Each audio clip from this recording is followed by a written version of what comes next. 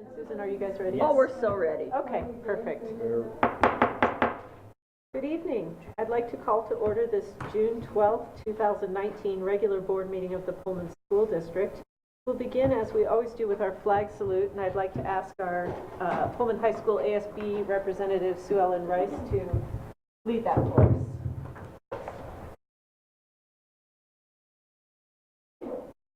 Allegiance to the flag of the United States of America and to the republic for which it stands, one nation, under God, indivisible, with liberty and justice for all.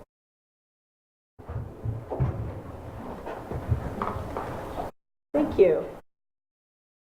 Next item on the agenda is the approval of the agenda. Superintendent Maxwell, are there any changes to tonight's agenda? There's just one change to tonight's agenda, and that is the introduction of our new ASB representative for the upcoming school year, Sue Ellen Rice. Thank you. And with that, I would entertain a motion for approval of the agenda. So moved. Second. Thank you. It's been moved and seconded that we approve the agenda. All those in favor? Aye. All right. Next, we'll move on to reports, correspondence, and program, beginning with our Pullman High School ASB report.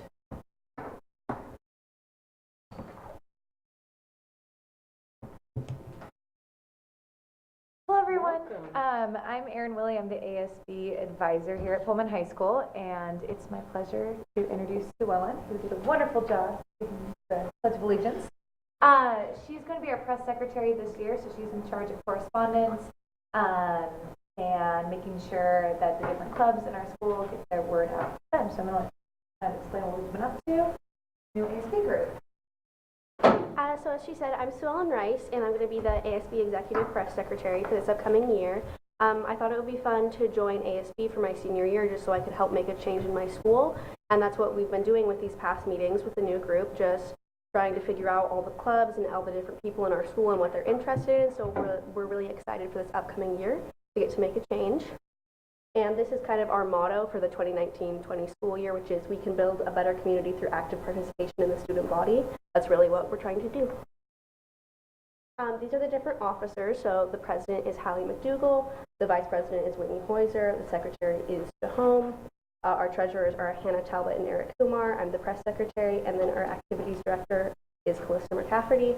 And we have all of our emails listed here if you have any questions about what Executive ASB is going to be doing throughout this upcoming next year. And this is kind of what we went over with our first meeting. We have a Google Classroom, so we'll all know like what we're doing with our duties and a remind as well. And there's a calendar, so we'll know for the upcoming summer and the events that we're already in charge of for next year. And we have weekly meetings, so we run our ASB meetings every week. We know what we're doing, and then we have a discussion meetings for committees. So if we come up with an issue inside of ASB, can be committees that can support outside of that, so we can figure out for different committees what you're interested in, what that we'll all be doing. And then we had our officer transition training meeting where we talked to the people who spots we will be filling this year, and that was interesting to see them, have them say what worked well this past year and what didn't work well, and just kind of get some tips on how to transition smoothly. And then, yeah, we've just been planning events for the 2019-2020 school year, mostly the block party right now, because that's our big focus coming up. But yeah, so we were just planning events. That's basically everything we did for our first meeting. And these are just some pictures. Any questions from the board? No. Thank you. And you have the second and fourth Wednesdays of each month on your calendar now? Yep. Wonderful. Well, we really enjoyed Mandy last year as a presence at our board meetings, and we look forward to having you here as well. And we always put you first. And you don't have to stay long. Yeah, you can just give your report and go. Okay. Thank you. Thank you. Thank you. guys. Thanks, Erin. All right. Next item on the agenda is board reports. We'll begin with Director Weed. All right, first of all, I guess we can't ignore the elephant in the room. I just want to offer my sincere sympathy to the family of the student we lost this week. Sad and tragic, and I don't know what else to do, but anyway, so that's that. Secondly, Justin, congratulations on the best graduation speech I've ever heard. well, at least lengthwise. And it was awesome, thank you. And also thanks to Doug Winchell and his class for the amazing videos that he did, as he always does. But it's so neat to see all that. It's a great celebration. It's my favorite day of the year. Passing out the diplomas, what we're all here for. So I think that's about it. Thank you. Director Roberts? Nothing to report this evening. Thank you. Director Everett? Well, I have a new name for the PHS concert. I guess the band and the orchestra, I call them orchestra now. So yeah, they were outstanding. I guess there might have been Lincoln Middle School within that group Yes, too? 8th graders. Okay, yeah, just amazing. It was the best ever. Yep. Incredible. Thank you, Director. I have no report. Thank you. Okay, thank you very much. And I guess I don't need to report if you're going to discuss, Joe will discuss Wellness Committee and you'll. Right, Jen, if Okay. you would like. Perfect. All right, then I'll have no report also. And so let's move on to our Superintendent's Report. So Superintendent's Report, I'll keep it short so we can get to the program report. So we had our first Sustainability Committee meeting. And so this is a committee that will, I guess, officially launch next year. But part of this meeting was to kind of draft up a purpose and take a look at what our mission might be and some of our ideas for projects that we can work on. This came out of leadership from the board president and interest in many staff members about how we can be more sustainable with our resources in the future and also help with educating our staff and student community. So we had a great first meeting, a lot of great discussion, and so we'll be putting together some of the topics and re-meeting again, and I see the invitation late June sometime. So we're going to meet again. And so stay tuned for more information on the Sustainability Committee. Really enjoyed it, the conversation.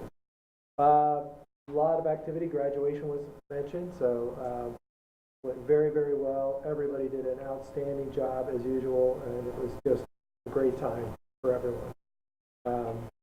Biggest crowd I've seen at a graduation. It was very, very well attended. Many activities going on this week, so many so that there's too many to list, but every building has all kinds of things going on. I will point out one event that we did have at the high school yesterday. We had 17 Okisho High School Japanese students attend Pullman for a couple hours yesterday. They toured some classes, provided a karate demonstration, and did some singing. They get to listen to some of our students sing, and then they, after school was out, spent some time learning origami with our leadership kids. So these are some, it's the high school that's interested in maybe a cross-cultural exchange program for 2 to 3 weeks at a time, possibly next year. So we have 75 coming in July for some activities. They're learning intensive English at WSU, but they'd like to spend a few hours here at the high school, maybe participating in games and doing a barbecue. So we'll be working that. But I really appreciate PHS leadership allowing us to add one more thing to the plate, and I think it was really well done. I'll conclude my superintendent's Okay, report. thank you.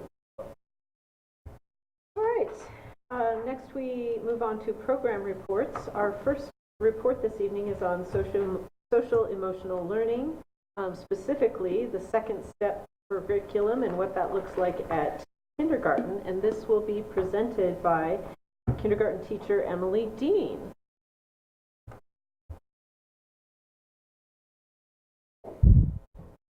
Roberta really wanted puppets.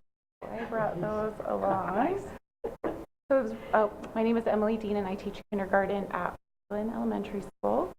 And when Roberta asked me to share my enthusiasm about second step, I was really excited because we know that school is not only about reading and math, but it's learning how to be a learner. And that's especially important in kindergarten and all of the younger elementary age for young elementary age students. And so there's 4 main parts of second step.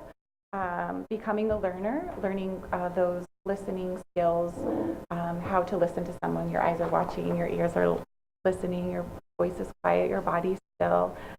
Are things that kindergartners come in not knowing how to do yet.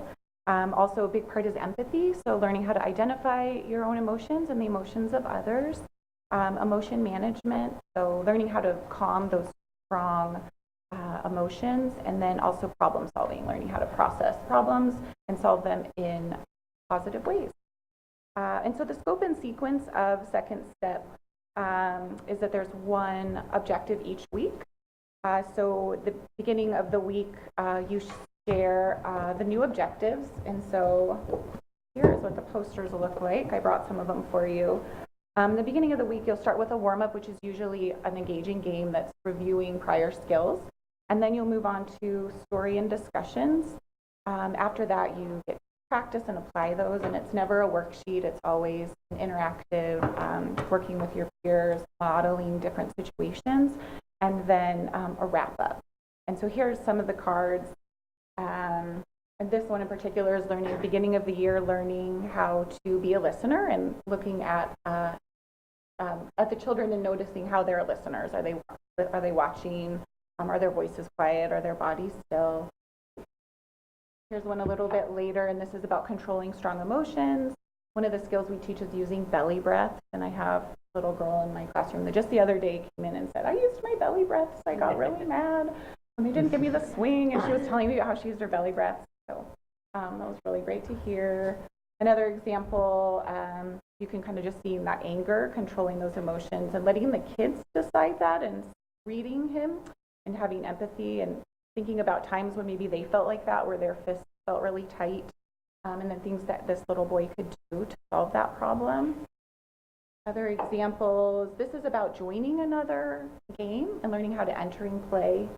A lot of times kindergartners come in still parallel playing, so they're playing but next to each other, and this is some skills on how to enter other groups of children together. And here's one that's always a fun one that we wouldn't even think we would have to teach, but how to handle being knocked down. And so this little girl is obviously knocked down, and what this little girl should do, and then maybe what this little girl might do in this situation, and just handling that situation. On each of the cards, there are all the objectives are on them, keywords, any materials that you might need. Second step comes with a CD with music that reinforces the skills, a puppy, a snail, and a Be Calm bunny that they can hold when they're sharing. It also comes with home links for parents. I think the communication piece is really strong. So each week there's a home link that we send home with the students, so the parents can practice those skills at home with them. An introductory letter, and you can also give the parents a login so that they can get on to the website to see all the resources that Second Step has online. I was going to run quickly through a sample lesson. Roberta asked for a sample lesson. In the beginning of this lesson, and it's really great because it's really accessible for teachers. There's a nice script on the back, but it also allows you, the freedom to go deeper in some areas if your class is not. The beginning of this one is a warm-up. It's a Simon Says, and so they're practicing focusing their attention, but there are some challenges with it where you have to keep doing a movement while I'm telling them you to do new ones, so they have to focus on the last thing that I've said. Simon Says, so it's a little more challenging, but they're really practicing using those skills. And then there's a review. And so we kind of talked about the last lesson. We can see that people have very different feelings at the same time sometimes. We can see that Javon is really happy here, and Eddie is feeling a little, what do you guys think? Go ahead, what do you think, Susan? Yeah, maybe not happy, a little nervous, a little scared. And this was last week's lesson, so just kind of a review of last week's lesson. So today we're going to talk about something that talk about what you do when something happens by accident. Accident is when you do something that you didn't do. And so Puppy and Snail came today. might be the first time you guys have had puppets at a board meeting, but Should be required. yeah. Visual aids always help. I'll spare you my puppy and snail voices, but puppy and snail. I mean, if you're gonna do it. They want to tell you about. They want to tell you about an accident that happened today. Well, I was carrying my snack to the table, and puppy was right behind me, and snail suddenly stopped, and I spilt my snack all over the floor, and I was getting so mad. My snack was everywhere, and snail says, "Oh, it was an accident. I'm sorry." And when I heard Snail tell me that, it kind of calmed me down because I knew that Snail didn't do that on purpose. And so it made me feel a lot better. So here's another story about an accident that we're going to talk about today. And this is Daria. And Daria was running through the playground and she wasn't looking where she was going. And she ran into James, who fell down. And this was an accident. Daria didn't mean to knock him down, but James doesn't know that it was an accident. I want you to think about how James is feeling. So if you want to share, you can put your finger on your nose. How do you think James is feeling about this right now? Dr. Maxwell? Mad or sad? Mad or sad? Give 2 claps if you agree with that. How could you tell that, Dr. Maxwell? Well, his face, he's looking down and holding his arms. Yeah, he's frowning, he's holding his arm. How do you think Daria is? Daria is feeling. You can put a hand on your head if you want to share how you think Daria is feeling. Yeah. Concerned. Concerned, yeah. How do you know that? She's eye contact, being right toward him. Right, she's leaning down. She didn't just run away. She didn't just knock him over and then run away. She's there looking at him, bending down to get closer. Right, so she can feel or understand how James is feeling. She has empathy for James. She knows how he's. Did Daria mean to upset James? Can you give a shake, a head shake, or a head nod? Or a nod. She didn't mean to. Did she mean to knock him to the ground? No. How can we tell this from the picture? Did she run away? No. She stopped to see if he was okay. So this was an accident, and accidents aren't done on purpose. If Daria had pushed James on purpose, would that have been an accident? No, wouldn't have been an accident. So now we're going to pretend that you are Daria, and you're going to think about what Daria might say to the person next to you. Maybe you'll share what Daria might say to James. Someone get It's Roberta's Will fault. say, So, I'm so sorry. I wasn't looking where I was going. Yada, yada. Stay out of my way. Yeah. all I right. think we overused Now you're it. Susan, what do you think Daria might say to James? Are you hurt? I didn't mean to do this. I'm sorry.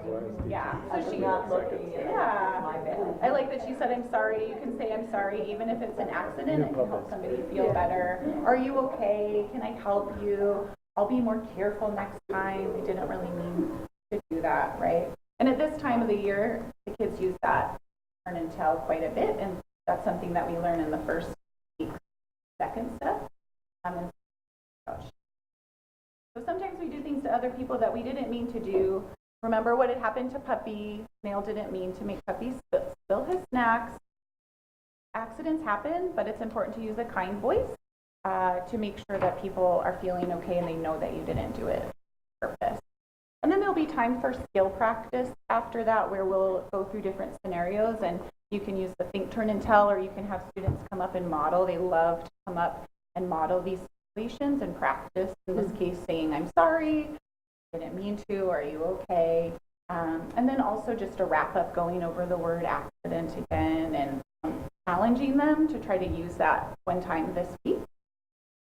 And so the next day, on Tuesday, I might do one of the learning songs, practicing this skill. We might role play some more of these scenarios, do some modeling. And at the end of the week, they often will draw a picture for me and show me what that looks like, an accident, what it looks like. And they practice bubbles, they would say if they had an accident. So I really love this curriculum. I love that it has common language, so we can use it in common spaces, so that if I'm in the lunchroom with other kindergarten students, the language that I'm using if I'm counting or belly breaths. Also, as they go into first grade, the first grade using the same language as well. It's really relatable. These pictures and these situations for them are really relatable. And like I said, I have kids coming in and telling me I used my belly breaths, or I knocked somebody down and I said I was sorry and I checked on them, and so they're really excited to tell me about the new. Absolutely. Do you have any questions about No, second that's step? I mean, Yeah, it's it's neat that incredible. Yeah. it's very well thought out. Yes. Yep. Yeah. Kids pick up on it. They love it. When I really pull a practice card it. out, they're very excited. Yeah, Okay. they're very excited, and then to get to do the follow through all week. And I also have, I got this, I think it was from Annalisa, but there are some lessons that can go with it, and this one actually matches lesson 10, which is why I pulled it out, and it has different scenarios, and they say, was it an accident, on purpose, or accident? And so they're just really about those, really intense. That is cool. Yeah. That kick. So this is not part of the curriculum, but just the It's teachers. neat that, is everybody in kindergarten using it? Yes. So we've been using it kindergarten for 3 years now, Yeah. since maybe even before I've only been here. No, but I just think it's great, like you said, that everybody has the same language, so you Right. talk to all the kids, any of the kids. Yes. That's I know that WS Children's Center and Believe Building Blocks and maybe others also Wow. use it. So I had coming into me with some of this vocabulary already. So it was really neat to them bring that. Thank you so much. Thank you very much. Emily. We're gonna miss you, Emily. I'll be back, don't worry. All right. Thank you. Our next report is on our wellness goals progress update presented by Joe Thornton. You're gonna make me follow somebody with puppets. Yep. Yeah, where are our puppets, Joe? Now that I know puppets are allowed, man, there's all kinds of things I could bring. Wellness puppets, You want me yeah. to? Wellness puppets, yes, yeah. Safety puppets. So, one slide for wellness goals. We had a wellness committee meeting today, which was attended by 9 people to review the goals for the year. Something we didn't talk about, but I want to remind people of, we did do lead testing in the schools this year with phenomenal results, and the very small number of devices, fixtures that came back testing positive for lead were replaced and retested. So that felt good we were able to do that. Today we talked briefly, it's not on the list, but we talked briefly about the snack policy, which I actually brought to you guys a year ago, and then was modified partway through the year, and that's going to have to be something that's constantly changing, constantly evolving. You know, some feedback we got at the beginning, partway through the year, was the list was too constrictive, so we expanded the list. Now we're hearing the list is too big. So that's just going to have to be one of the things that's constantly changing. The great news here, though, is we feel like we've stopped the practice of parents just coming to school with a tray full of something, delivering it directly to the classroom for some food celebration. So we feel like that has come to an end. That's all going through the office, and so that's a positive thing. Most of us feel that's a positive thing. I'm sure it's positive. I'm just glad my kids are through because, never mind, Yeah. we won't go into what I was. But specifically with the 3 goals, wellness goals we have, the first one was to improve the quality of school food by emphasizing healthy, fresh foods, specifically with the scratch cooking program. I personally feel like we have made tremendous growth. There are some people in the committee who feel like, if you listen to them, they feel like maybe we haven't made any growth, or maybe not enough growth. And until we're at 100%, I would agree with that. But Sheba did some quick statistics for us. About 87% of the meals at the high school are scratch cooking, about 62% at the middle school, and about 50% at the elementary school. Also, all the schools every day have a fresh vegetable or fresh fruit or salad bar available. So if students don't like or are not comfortable with the hot lunch that's served, they always have that available. And the elementary school, unlike a lot of salad bars, which will charge you by weight, by how much you take, at the elementary schools, we don't restrict how much fruits and vegetables students can take at all. So we feel like we've made great growth there, and we need to be continuing to work on that, and Sheba has a plan to continue to do that. The second goal with the pantry program, which has predominantly been a community program, has been phenomenally successful, with 2 more sites coming on next year, obviously adding Kamiak and then adding Sunnyside. Sunnyside's kind of been doing a pantry type program, but now it's going to be folded into the community stuff. They would like to continue to expand that. They would really like to be able to have a central place where they can maybe process some fresh fruits and vegetables that then can be delivered out to schools. I think we need to consider, as we take over the Parks and Rec side of Pioneer Center, making that kitchen available. That kitchen will need some work to get us to that point in time, but I think that would be a great central place for them to be able to do that. As well as look at ways that, and this would have to be a community project, ways to expand that into some summer resources for students. And then finally, the third goal about supporting walking and biking. This is personally, I feel like the goal where we have made the least amount of progress.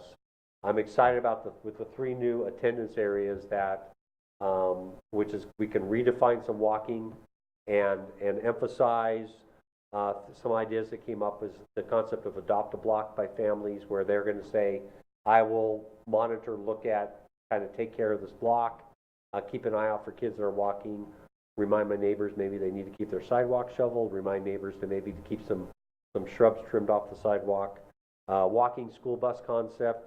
But the big thing is that messaging to parents and to families, which is walk to school, walk to bike, take the bus, those types of things. Questions? I want to say that's an amazing amount of progress. I think that's awesome. I would agree. I would agree. Last year was just when they had the chefs in that would teach them. Yeah. So, Well, and with no extra facilities, really, I mean, like, that's a fantastic job. You know, we haven't done much as far as, you know, new appliances or anything. Yeah, So that's just we've added a few things, but you know, Sunnyside is just a really limited facility, especially when you see in contrast to what we've done at Kamiak. So. No, I was peeking in Franklin Elementary School's kitchen 2 weeks ago. Yeah. It's really small. It's really small, yeah. So that's a. Yeah. Thank you very much. Other questions or comments? Thank you, Drew. Thank you. Thank you. All right.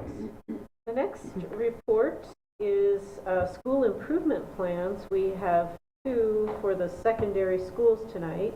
Looks like Cameron Groh, the principal of Lincoln Middle School, will be going first. Oh, and Tammy Sewell And Tammy's as well. coming up with Sorry, you were not actually on here, Tammy. I apologize for my attire. no, it's hot out. It is hot out, yes, and we took the 8th graders to Silverwood today, and they're on their way back now, and so they're having a great time today, and so I just got back, so I apologize for that. It was great weather. It was excellent. So really what I'm just passing around to is just little snippets of our school improvement plan that we had gone over with you in the fall, and really just focus on 3 areas that were a main focus, at least for us, was the area of English language arts, and focus on interim assessments, co-teaching model, which we put into place. Also the same in mathematics, and Tammy, you want to just bring them now? Yep. Our overall goal was just to see more kids become proficient in mathematics. And so we were focusing a lot on what do we do with kids who aren't getting it. So we did the push-in model, and that teachers are really excited about it. We saw some really great progress with it. We're going to keep working on that. And we worked on some interim assessment. Right, and you know, the goal, of course, is to have many students at grade level.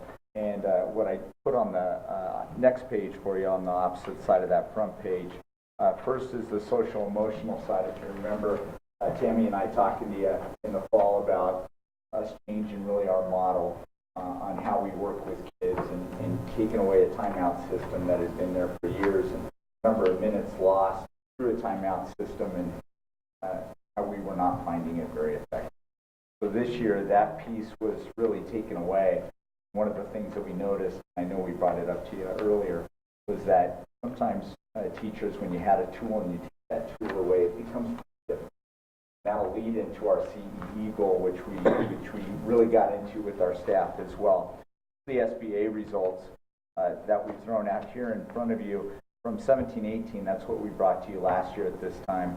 And then our current ones now, and now you'll notice grade 7 is not all in on the ELA literacy side of things.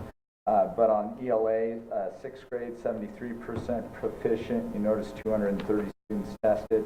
Grade 7, we're currently at 72. We'll think we'll probably be anywhere from 75 to 76 there. In grade 8, which is a nice jump for us, 75 first. There's 210 kids there who took that test. And on the math side, we're excited at things in 6th and 7th grade. Yeah. You can go ahead and talk. Our goal was to try and have everybody have more proficient than they had the year before. We did that in 2 of 3 grades. In 6th grade, we went from 73 to 74, and in 8th grade, we went from 54 to 58. Right. And one of those things that we're looking at is we've talked to you for years about how that goes down every year. So you have a 6th grade, 7th grade, and 8th grade. We have a plan in place that we'll hopefully talk to you about in our SIP presentation coming up in the fall. But we really think we have some good ideas that will make that piece go away. So I just wanted to bring you to some of our discipline data that we pulled out just recently. 0 timeouts, class time lost, minimal. Kids are in class. Suspensions are way down. Total days lost due to suspensions are way down. That's really our PBIS team working wonders, and also our teachers working wonders. Through our CCE conversation, some of the things that we had talked about were we do so many things grade level, Cameron. We do 6th grade stuff, and we do 7th grade stuff, and 8th grade stuff. Now we have this problem where now I don't have all these tools that I used to have. We need to do this together. And so we're going to try and work on some pieces to where we can build positive relationships in the classroom as much as possible. And we have a plan to do that. We're going to be working with our TOSAs, both Johnny and Grace, to do that. And we'll also have our PBIS put those things in place as well. We'll be using staff meetings as well as portions of our collaboration days that are building days. We think it's an important thing that we need to do, and we want to do it as a staff and not as a grade level. So we think that part's important. So, I'm going to go ahead and stop there because I continue to talk. Susan reminds me of that. Do you have any questions for both Tammy and myself? I do. When you're looking at grade 6 Yes. For last year, Yes. 72% Yeah. proficient, Mm-hmm. they really went down then. When you look at grade 7 now, yes, currently, yes. you know. We have a good idea because a number of the students are missing some standards throughout the way. And we've had those discussions as math teams, and I know Tammy and I have as well. And then when you get to 8th grade, they miss a little bit more standards. One of the things you do is when you get into 8th grade, and it's course, and it's not grade level standards that are Right. they're Common Core direct. We know that we're working on a plan there, but that's kind of why every year we come to you and we say, hey, this is doing pretty well, and it sounds okay, and we struggle in that 8th grade area. And one of the pieces is we've talked to you too a little bit about as well. And 8th grade classes currently are running at 45 minutes a class, whereas 6th and 7th grade classes have at 67 minutes. And we're going to do some adjustments to math schedule there as well to make sure 8th graders are getting the same amount of time in math and reading as their counterparts. Kind of sad to see it go down. Well, and grade 7 went down. I'm going to disaggregate that data. I did 8th grade this week, but I haven't gotten to 7th grade. Like, who's growing, who's going backwards, and why. So I am going to take a hard look at that, and then I could tell you at another juncture. Absolutely.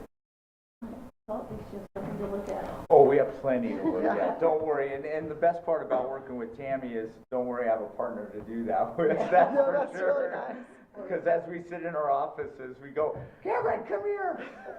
Look at this, and we get pretty excited once we start going through. Even sometimes when you see dips, you see positives as well, and we want to see what those positives are and build on. That's a great job with the discipline Yeah, stuff. I mean, I think that's And really, I- and it's I a lot of will- work. I can, just. Well, we imagine all have a that. great staff, and they're working really hard, and as you get closer to the end of the year, we know what our needs are. We know what we need to do, and one of the things is you get within the last 2 months of the year when all those are gone, we need to do some things more on the front end to ensure we're building those positive relationships and systems. It's pretty important. One thing that's really cool is last summer, there's about 6 of us who are working, and some people, this year, people are like, can I be on PBS this summer? I think we sent out an invite to like 14 people Yeah. because they are into it. Well, they're into it, and they want to be Yeah. a part of it, want to play a role. Any other questions for them? Yeah, Jim? Yeah, I had one with 0 timeouts, so the student does not leave the classroom, correct? Correct, and So sometimes how do they manage disruption? Or is that what the teachers are looking for? we have spots in the classroom where we have this de-escalation time, right? So we have a lot of teachers that use de-escalation. Sometimes they will call down to us, either Tammy, myself.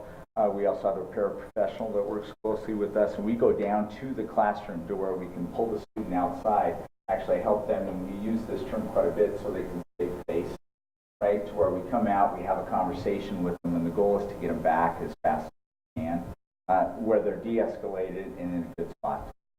So those are some things. It makes it for some busy times for the both of us, and sometimes we'll take a lap with the students because they're frustrated about something that happened. And I love how Emily brought things up with the kindergarten classroom.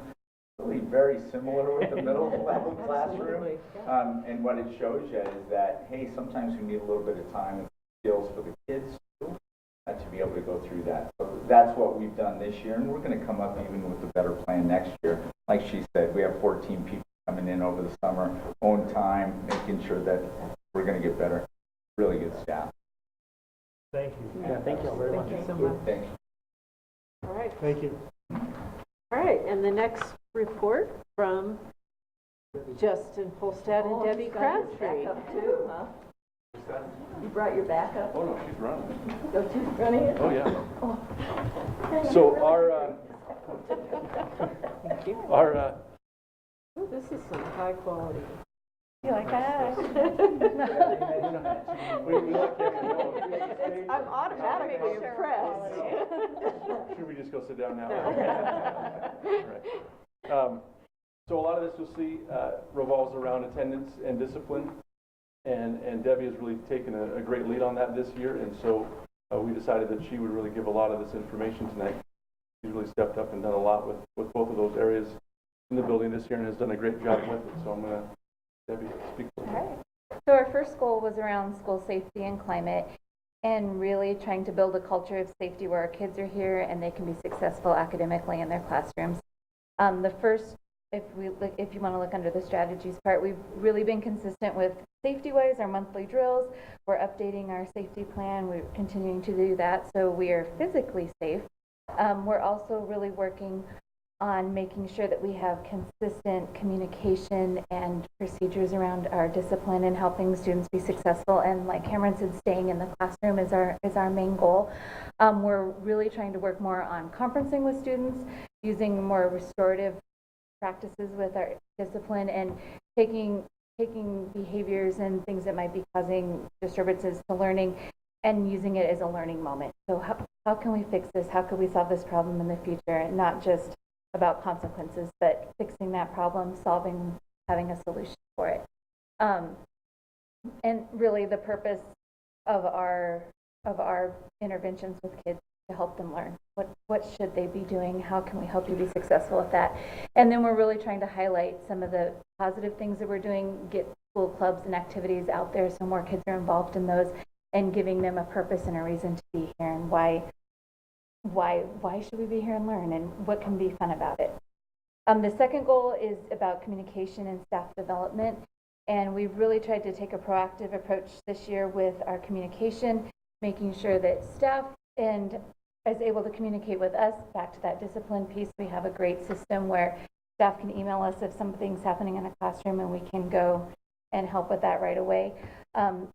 We're trying to make sure that we're communicating with families and the community and everybody in a more proactive way, Teachers are really working on trying to have grades updated every 2 weeks, having 48 hours for email responses, and we're continuing to better that. And then our PLC this year was our first year with team leaders, and that's really helped us keep a clear focus for those professional learning days and continue to increase achievement by helping the teachers learn and grow during that time. I'm going fast on the back. Our third goal this year was about student achievement, and we've really seen a correlation between attendance and grades. So the two graphs on there, one is last year and this year's students that were failing at the end of first semester who had an F in a class or multiple classes. And when we look at those students that have a great attendance, students that are missing a lot of days, those are our students who are failing classes. So how do we get them here so that they can be learning? We've been trying to do ways to support them. We continued community truancy board this year, and really looking at the children or the students as a whole person. So we've got alarm clocks if they're having a hard time getting up, making sure they have access to the pantry and food. If that's what's preventing you from being here, how can we help support you? And that's kind of been the approach we've taken with it. We've been working with academic support classes, making sure we are doing accommodations for students, making sure the teachers know what they can do, and that kind of ties into our goal I'll talk about a little bit later of how can we build more capacity with our teachers to make sure that they're able to support students in their class that might need that a little bit extra support. And really our enrichment, if you look at the graph we had, or the table at the bottom, our AP classes, our college offering classes, we had 212 students here take AP exams. There were 368 tests taken. So we've got a lot of students who are on that enrichment side too that we're really support. So that's kind of a summary of the last 3 goals that we've worked on this year. And from our survey data results, we've decided to look at some peer observation. Teachers said that they really want to reflect on their teaching and find ways to meet more of the learners in their classroom. So this year we want to engage in a peer observation professional learning, and that can help teachers really strengthen their instructional skills to meet the needs of all their learners. They can learn from each other, learn what's successful in one classroom, looking at teams as a whole. So if this student is really successful in this classroom and maybe struggling in a couple others, what is this teacher doing to connect with them, and how can we share that knowledge to really be a team to help support all of our students? One of the ways that we've also talked about doing that rather than just getting in peer-to-peer is we have some great technology in the building that videos and can just follow the teacher around. And so we have teachers who are interested in videoing themselves and then sharing that with their colleagues and having that discussion. So they're not always out of their room to do that peer observation, but there's other ways that they can still get that in and work as a team to learn together. A lot of talking fast. That's pretty awesome. You know how to make Justin look good. I am trying. It's pretty hard to do. Yeah. How do and thank you very much for the presentation. I wonder about the safety and climate drills, like the monthly drills. Yeah. How I know, like I've heard some students talk about some anxiety around school shootings, and so how do you deal with that with the drills? Do you experience a lot of anxiety with the students, or is it something that they're become used to and it's really not a big deal? I think it's something that we've grown used to because we do them fairly often. I will say though, at the start of the year, they're not surprised. So we let teachers know that this drill is coming on this date, and go ahead and let your students know that we'll be doing a shelter-in-place drill or a lockdown drill or an evacuation drill, so that they know that that's coming, so that they're prepared for it. And we kind of build that as the year goes on, so that then by the end of the year, when 2 weeks ago we had an actual fire alarm, an actual issue in the building, it's not a huge shock. Everybody did exactly what they should do. They exited the building. It went incredibly smooth, and it was before the school day even started. And so parents are coming in and dropping kids off, and we're just doing everything right because they know what to do. So it's a good reaction. So continue with those monthly drills is very helpful, of course, because it just becomes ingrained. Yeah.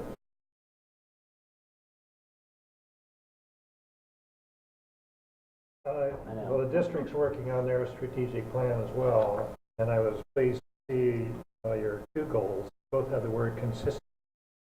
And I've been talking with President Allison on this. In terms of how do you implement consistency, and what do you mean by that? In the first one, it was consistent procedures for behavior intervention. The second one used consistent and timely two-way communication, which I thought was good. So what do you mean by consistent? So, will you read the first one again? Go over that one again. Consistent procedures for behavior intervention. Yep. So our students know that when a behavior takes place, the actions that we take will be the same throughout. So it's not someone does one action and our discipline or conversation is way over here as opposed to it is with somebody else. It's consistent in that matter. It's the same, so that the expectation is the same. Does that answer that question? Well, I think so, because I think it's proven now in education, especially in the younger grades now, consistency in terms of teacher, what their points are trying to get across. And your approach is it's the same time in, time out, so that the students get used to whatever procedure you're trying to implement. How to put that in words for the strategic plan, though, is a little amorphous. Yes. Yes. But it's a great word, but I think that's what we need. We need everybody to be on the same page, basically. Yeah, I think it makes it easy. It's more understandable for the students, and everybody knows that this is the direction that we're moving. And so Predictable might be another word. There's no surprises. Predictable. Yeah.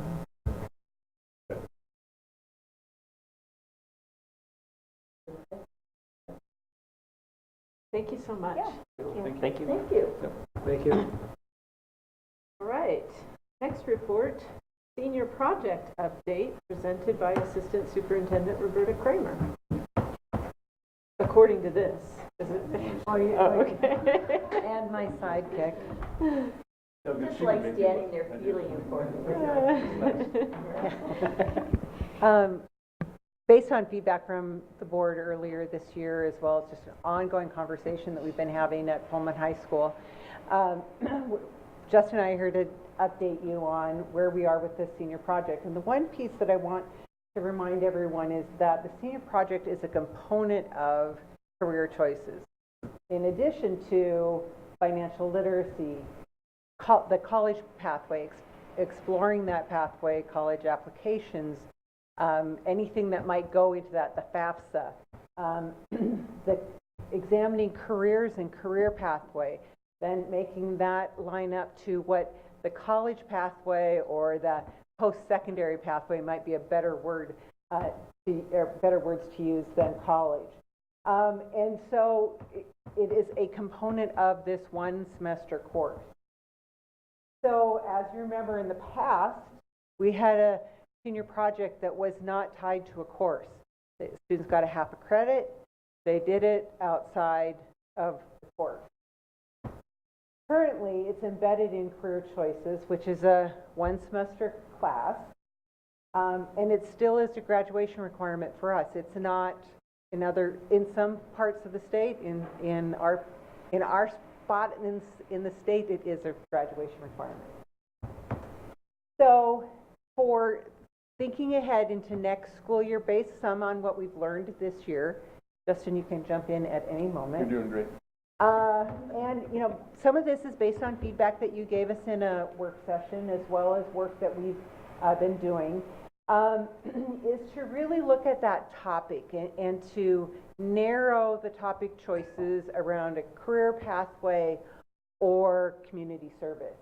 A career pathway, it might be for one student doing a big, huge project around auto detailing a car. I know if somebody took that on for me right now, it'd be way more hours than what is required. Or one student I know last year did a project on becoming an orthopedic surgeon. Very different, but still related to their career pathway. Community service could be running a children's library hour or developing a teen workshop for ATVP. Those are things that have happened. Another component of it are the regular meetings with parents. Just last night, there was a meeting for parents and students around the summer timelines for beginning and completing the senior project during the summer, because we know that there's an interest in our community for that to happen. And so that meeting was held last night. There were lots of people there. We had to make double rounds of copies. We had probably well over 100 folks there. Yeah. And then we've set dates September 9th, and that's for all the seniors to come and their parents to have conversations about what the whole school year's timelines look like. So even if you have a student that's not going to take career choices till second semester, it's important for them to come and start getting a flavor. I know last night I was with my junior, soon to be senior, and he's of course going a little begrudgingly, like, why do I need to go? I'm not going to do my project till spring. Well, you know what? You need to get your head wrapped around this thing because there are timelines, and so that's what the hope is that everyone comes at that point to have that conversation, getting it lined out. And then, oh, go ahead. Part of that was we learned this year for the students taking the second semester, you know, with the winter we had, and then all of a sudden it was March before we were really getting to go. We found that it would be really beneficial for students, even if you're not taking it till second semester, to start and get that information and be ready to go, because for a few folks it got really crunched. All of a sudden it's March, April, and then boom. Yeah. And then so we think this will be really beneficial for our kids. Yeah, great, thanks, Joe. And then another meeting for students that are engaged in the process for second semester. Just again, here's the process, these are the timelines, you know, just lots of opportunity to have questions clarified. Families had a lot of questions last night, as students did, so it was really helpful. And then the content and timelines are embedded in the syllabus, and just a little piece of the course syllabus from this spring.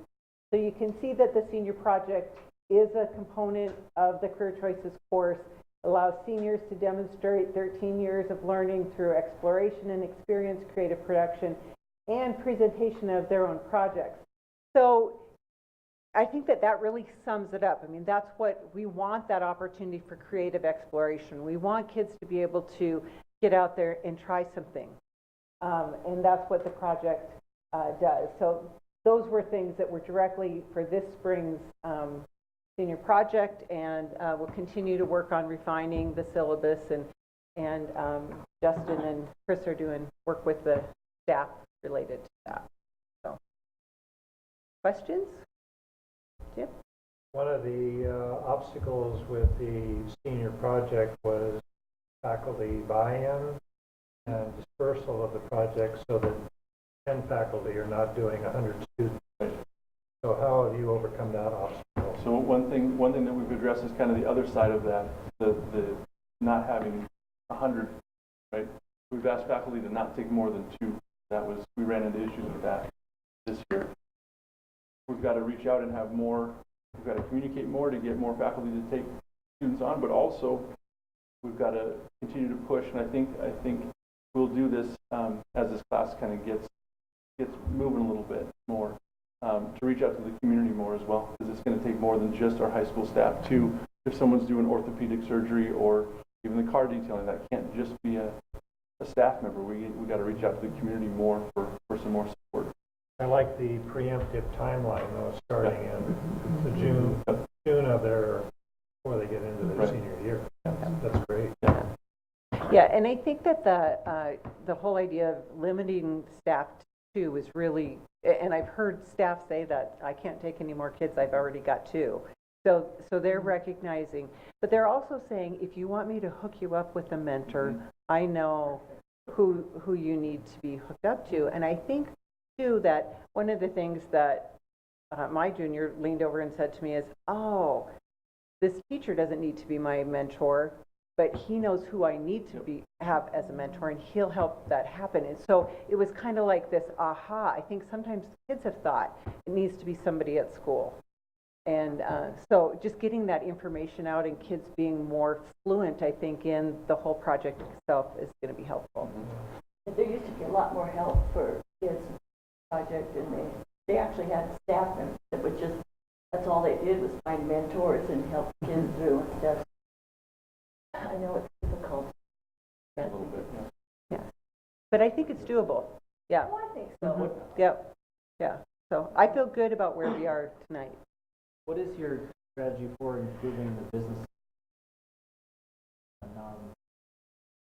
I think a part of that is having someone be consistent in that career choices position. They can go and can reach out to folks and build those relationships, and then, hey, you did this for us last year. How about, or hey, or just like we're doing with kids who know the teacher, who knows somebody. Now we're reaching out to businesses who helped us last year that you know somebody that can help us next year. It's just building those relationships. Radio stations will help as well. So I can also add to that as we're working with Schweitzer Engineering. They're creating a database of professionals with particular topics that they are willing to either come present or possibly be a mentor. And so I can't remember the number that John said they already had signed up, but it was quite a few. I thought it was 25. And they hope to have that online this summer. I think it was in the 20s somewhere right now. Is that John Castleman? John Castleman, yeah. That's great. Good work. All right. Yeah, We've come a long ways. Yes. Thank you. Yeah, thanks. Well, I think this shows administrative buy-in too. All right. And then the last program report this evening is the strategic or priorities plan update presented by Superintendent Maxwell. Thank you. All right, so I wanted to provide the board with kind of a summary. I know most of you were there, but I wanted to also be able to explain to our audience and our community kind of the process that we've been going through working on our priorities plan. So I'll give a quick overview. There has been a timeline, and this has been quite a fast-track timeline for putting together a strategic plan, but we've been doing really well on our timeline and receiving some excellent support along the way. We started back when February 27th with brainstorming some ideas and themes. We elicited the help from ESD 101, in particular Mick Miller, Assistant Superintendent, who's been helping facilitate this process and also helping to gather feedback from different groups. So that started in March. In April, Mick came down from Spokane, held some listening sessions for staff at each school, listened to feedback, came back again in late April, again to listen to some staff, but primarily wanted to listen to student feedback at the high school. In May, we had a thought exchange go out to the community for all students, again, staff and community members. We also conducted a focus group with PTA, PTO, and booster representatives. And finally, in June, at our first board work session in June, we reviewed all the feedback and began working to refine that plan. And we are on our timeline to have a final discussion and approval of the plan in the end of June or probably the July, more realistically. So again, timeline, we've been really working hard and really beginning to pay off. So at the board work session, again, we had a variety of feedback opportunities that we reviewed. We had listening sessions again with Mick Miller, staff and students, the thought exchange process, focus groups, and then the board work session was another opportunity for board members to provide feedback and also review feedback. At the board work session, we did a 4-step consensus process. The first step in that was to look at the focus group feedback. So what we asked is the board to quickly scan the focus group statements and identify one statement for each area on that priority plan. And remember, there are 6 that really drew their attention and energy. And then there were 3 more detailed questions under that. to really hone in on what were kind of the themes that were coming out from the focus group feedback. Then we went into step 2, which was the thought exchange results. We sorted this information several different ways. One, we did a word search under each of the 6 areas and drew the top 10 results. Then we reviewed the top 25 results, the top 20 as they were ranked in the survey results. And then we had a series of questions we asked the board to go through in looking at those top 25 thoughts. Again, looking, what were any patterns? What were some key words that seemed to rise to the top? Some key thoughts that had support in each of those 6 areas. Then we have been developing 3 priority plan drafts based on focus group feedback, thought exchange feedback, and our initial work started way back in February. Again, just to present some different options, different views for the board to kind of take a look at and compare, contrast. Then the 4th piece of that consensus was really looking at the measurable goals and how they aligned with the 6 areas. What we tried to do was narrow the initial list, which we kind of just brainstormed everything we could think of, to try to coming up with anywhere from 2 to 3, and in one case there were 4, what we thought were measurable goals that aligned. Now, part of the homework assignment for the board is still to look at those measurable goals. Does it make sense? That number that we have, do they align with all 6? And we also looked at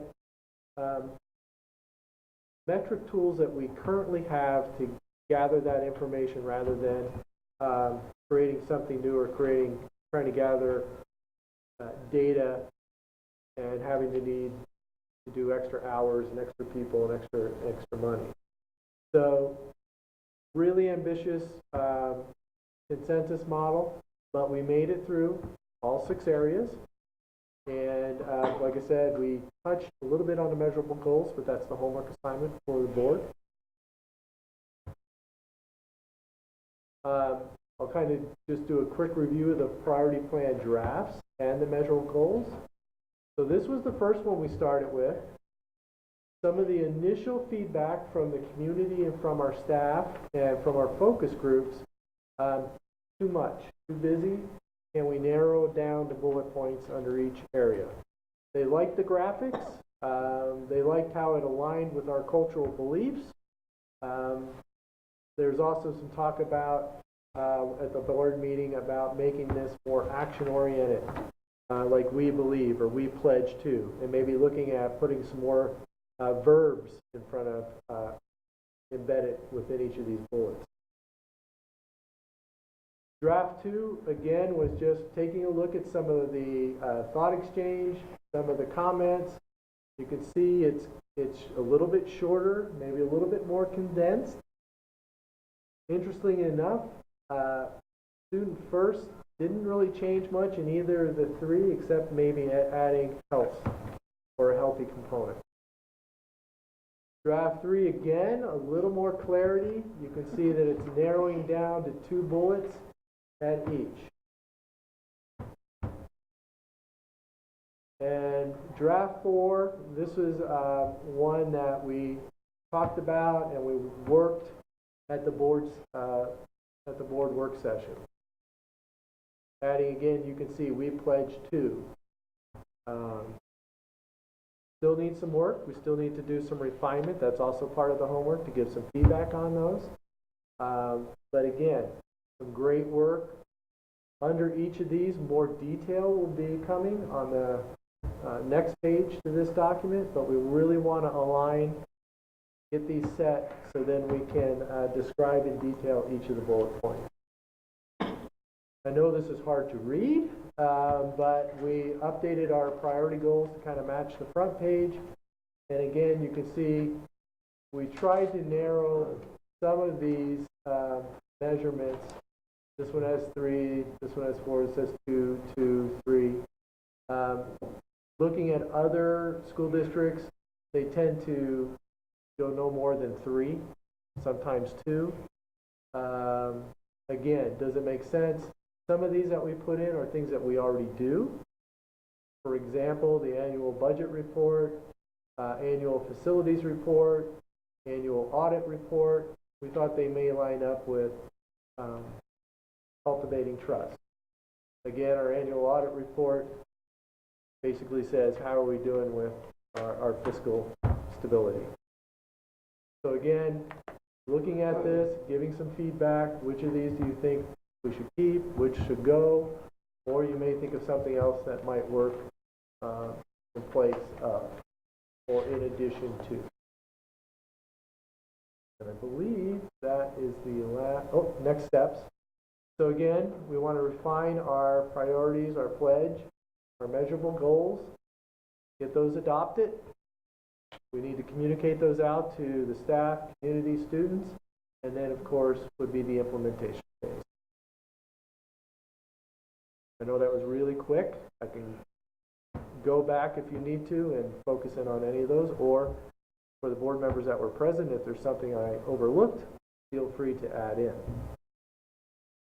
Good job. That was very useful. Okay. And in this way, we kind of have a visual to.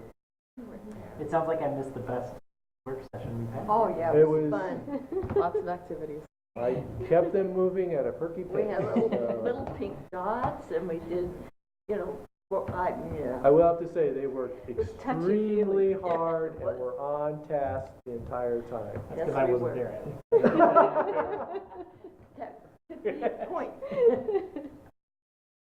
So anyway, I thought I'd just kind of put in a brief PowerPoint, so it's visual. You know, you need to look it over, let me know. Okay. Thank you very much. Thank you. Okay. The next part of the agenda is the visitors section. This part of the agenda is for anyone wishing to speak before the board, either as an individual or as a member of a group. Visitors addressing the board will go to the microphone and state their name and address prior to presenting their information. The board will listen and may offer clarification, but will not discuss the topic at this time. The board may consider moving the topic presented to a future meeting date as a discussion item. Please keep your comments civil and respectful and limit your remarks to 3 minutes. Individual speakers may not gift their time to other speakers. And our first visitor signed up to speak this evening is Beth Ficklin.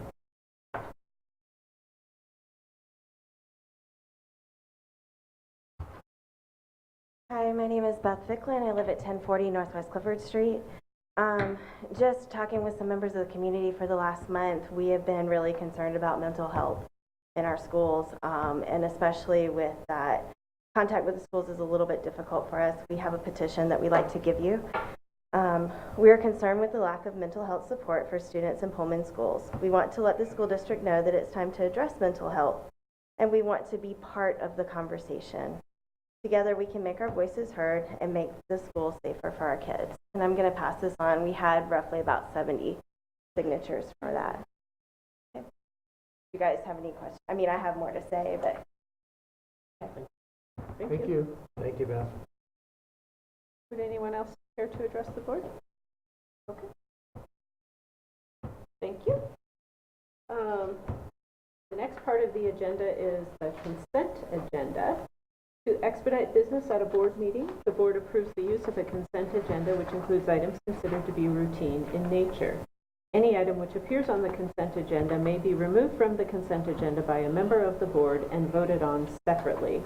The remaining items will be voted on by a single motion. Tonight's consent agenda consists of minutes, budget status report, summer program, personnel report, warrants, ASB fundraisers, new ASB club, records destruction, and transfer requests. And I would now entertain a motion. I will move that the consent agenda be approved as presented. Second. Thank you. It's been moved and seconded that we approve the consent agenda as presented. All those in favor? Well, can I make a comment? Yes. Yeah. Sorry. I didn't know how to fit that in, but I just want to say that I'm a friend of Rena Mix, and she is retiring, and I just want to thank her publicly for all she has done for all of our students. I mean, in the many, many years she's been in the district, she's just done an amazing job, and can always get her students excited, and awesome. So it will be, she will be missed. But just wanted to publicly thank her for all her years of service. Well said, thank you for saying that. I sent her a card. Hope we see her at the barbecue on. Yeah. Yes, absolutely. Super. Any other discussion? Okay, hearing none. All those in favor? Aye. All right, thank you. Next, we move on to our action items. There are 3 action items this evening. Action items have been previously discussed by the board, and the board will now take action by motion. The first action item this evening is Policy 1810, Annual Goal Setting Process. Thank you very much. That's mine. And so this was presented at our last board meeting. Based on feedback, I did send this out, I believe, to some board members. Part of the discussion at the last meeting was seeing if we could include mention of the district's priority plan as part of the review annual process. So it's highlighted in yellow, the top one. So it would read basically, work sessions to discuss goal setting will include, but are not limited to, a post-conference reflection session after the Washington State Board School Directors Association annual conference in November, a review of the district's priority plan, that was what is added new and different from last week, and a summer board retreat to analyze student achievement data and to set the direction for the following school year.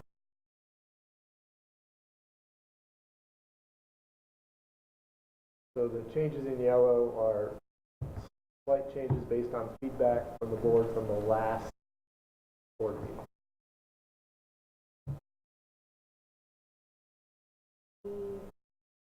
No questions?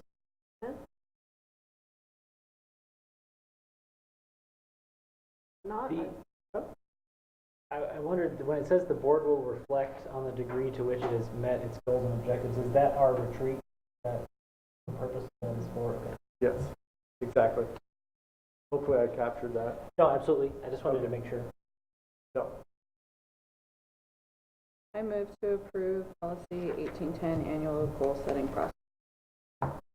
Second? Thank you. It's been moved and seconded that we approve revisions to Policy 1810, Annual Goal Setting Process. Is there any further discussion? Hearing none. All those in favor? Aye. Is anyone opposed?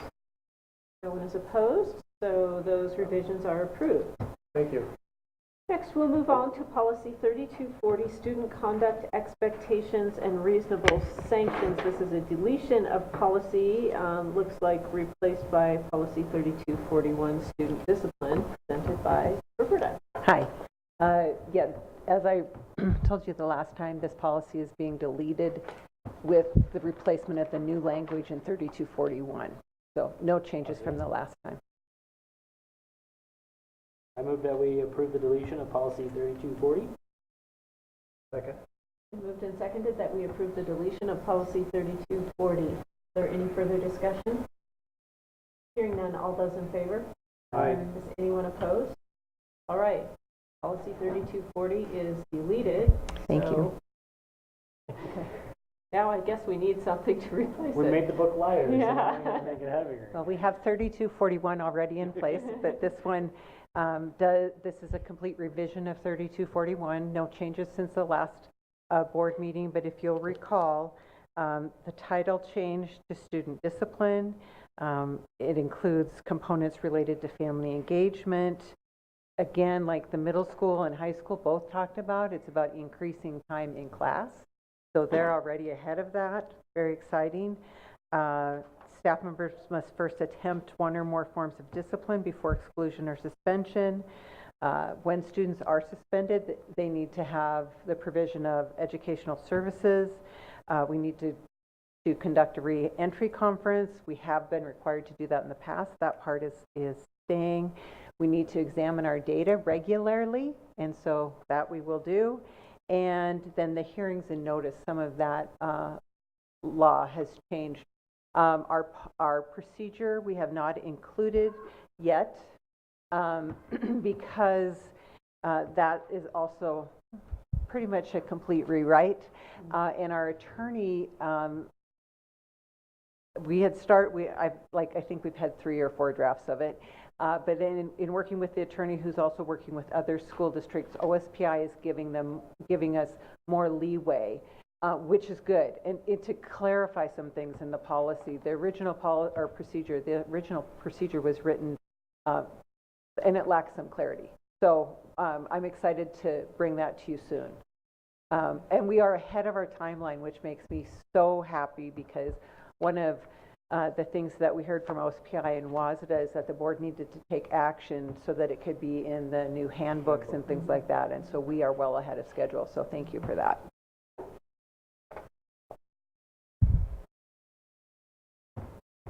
Any questions? I would move that we approve policy 3241. Second. Been moved and seconded that we approve Visions Policy 3241. In terms of the procedure, would that require training of staff, or would people pick it up on the fly? They'll need to be training on all of it. We did Okay. some pretty comprehensive training last year at the beginning of the school year, so that will be happening again. Okay. Yeah. Yep. Good time. It's just one of those beginning of the year activities. Yep. Here are the changes. Okay. Yeah. All right. This year we used the standard PowerPoint at all schools, so it's the same material being delivered at the same Perfect. time, and we'll replicate that process. Okay. And Roberta's done a great job.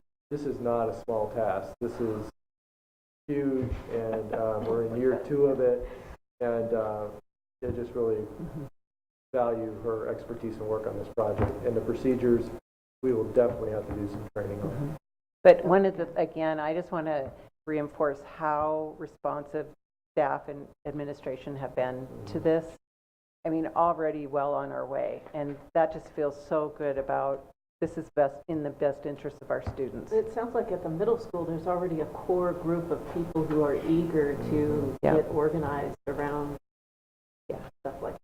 Yeah, that's great. Really, really exciting. Mm-hmm. All right. Any other questions? Or okay, all those in favor? Aye. Is anyone opposed? All right. Thank you. All right. Justin Mattels.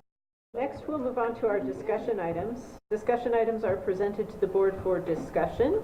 If they need action, they will be brought back at the next meeting. The first discussion item this evening is the HVAC A&E contract for the Aquatic Center, presented by Joe Thornton. So do you have a particular choice which one pulled up first? The top one, the bottom one's a 32-page document that That's what I thought. I'm sure all of you have already read. Oh, 3 times. So this is one of those presentations where puppets would be very helpful. Yes. As you well know, the Aquatic Center is owned by the school district. It is managed by the city of Pullman. Costs, maintenance, and repair costs of the Aquatic Center are split 50-50 with the city of Pullman. In addition to that, though, we pay a monthly fee to use the facility. We currently, this year, used it for one class, hydrofit, and both the boys and the girls swim team. Next year, there will not be a hydrofit class because of simple enrollment, and I believe, and Bob or Roberta can correct me on this, and the need to use that staffing for a class that's going to have a lot of students in it. I think hydrofit was down to 12 students, so our use of the Aquatic Center will be even less next year. However, in the meantime, as we've discussed previously, there's some functionality issues that have been raised by the city, and they have been working on getting a design, an engineering firm to come up with a design to address the HVAC issues. The design contract they've come up with, which has gone to city council, but I let them know that they cannot agree to that contract until you have agreed to the contract as well. So it has been approved by the city council that the cost of that design work by the engineering firm will be $127,590, of which we would split 50-50 with the city of Pullman. That is just for the design. Current estimates at this point in time are that the repair costs would be in the neighborhood of $1.2 million for the Aquatic Center. On top of the on top of the Design. design cost. We don't really know that. These have all been estimates and speculations based on the city's engineers, based on some preliminary work that they had an engineer out of Spokane do. Those are just rough estimates, but until we get a designer in there, an engineering firm that specializes in aquatic centers, we won't know for a fact. And then, of course, the next step then is to go out, you come up with some guesstimates, and you go, gee, previous work for this type of stuff has cost this much, but until you get a bid from a contractor, you don't know for certain. So that's a rough estimate. So I'm going to read this part because this is the important thing I want you to hear, which is that the overall cost estimate for the repair work and the potential future costs to maintain the facility may lead to an unsustainable financial obligation for the school district in the future. The board should discuss and determine if the maintenance of this facility and the associated costs are a priority to the board and the district's mission, especially in consideration of the implications for the future financial state of the district.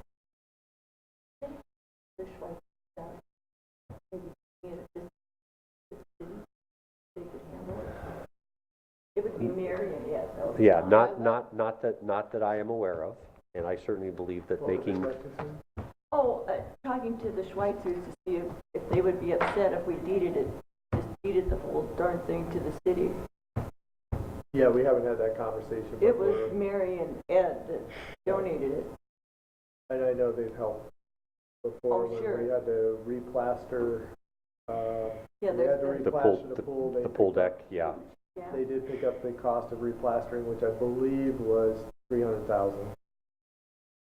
Yeah, but So town, turns to them all the time when they seem to think they need something, and it just drives me crazy. But I could probably talk to Ed or Mary. I'd be happy to help them.